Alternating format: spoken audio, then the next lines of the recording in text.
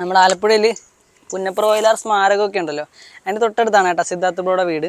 Customer നമ്മുടെ ടാങ്കിൻ്റെ visual share ചെയ്യുമ്പോൾ തന്നെ ഇതിൻ്റെ വിഷ്വലൊക്കെ അയച്ചു തന്നിട്ടുണ്ട്. എന്നിട്ട് പറഞ്ഞ് ക്യാപ്പും അല്ല ഇതിൽ ടൈറ്റാണ്, അതുകൊണ്ട് ക്യാപ്പ് ലൂസാക്കാനായിട്ട് ഇത് ലൂസാക്കാനുള്ള മെക്കാനിസം തന്നെ പഠിച്ചിട്ട് വന്നോളാം പറഞ്ഞിട്ടുണ്ടായിരുന്നു. ഇത് ലൂസാക്കാനായിട്ട് ഈ ഒരു സംഭവത്തിൽ ഇങ്ങനെ പിടിക്കുക, ഇതിങ്ങനെ പൊക്കി ഏറ്റവും ലൂസാക്കി വെക്കുക. ഇവിടുത്തെ ഒരു സ്പ്രിങ് കണ്ടില്ലേ, ഇതിൻ്റെ ഇവിടുത്തെ സാധനത്തിൽ ഇങ്ങനെ വലിക്കുക.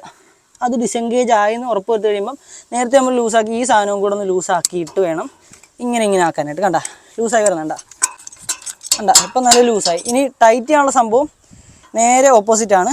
താഴത്തെ നമ്മൾ ഡിസെൻഗേജ് ചെയ്ത ഈ ഒരു സ്പ്രിങ് തിരിച്ച് എൻഗേജ് ചെയ്യുക. അത് ഓൾറെഡി ആയിക്കോളും. ഇങ്ങനെ പിടിച്ചിട്ട് ഇതാക്കിയാൽ മതി. ഇതിൻ്റെ മെക്കാനിസമൊക്കെ നമുക്ക് ഈസി ആയിട്ട് മനസ്സിലാക്കാൻ പറ്റിയത് യൂട്യൂബ് നോക്കിയിട്ടാണെങ്കിലും തലയിലോട്ട് കയറി ചെയ്ത് സത്യം പറഞ്ഞാൽ കുറച്ചൊക്കെ മെക്കാനിക്കൽ പഠിച്ചിട്ടുള്ളതുകൊണ്ടാണ് കേട്ടോ. അറിവുകൾ എന്നും നമുക്ക് ഏത് ഫീൽഡ് വേണമെങ്കിൽ ഉപയോഗിക്കാം. ഞാൻ നല്ല രീതിയിൽ ഉപയോഗിക്കുന്നുണ്ട്.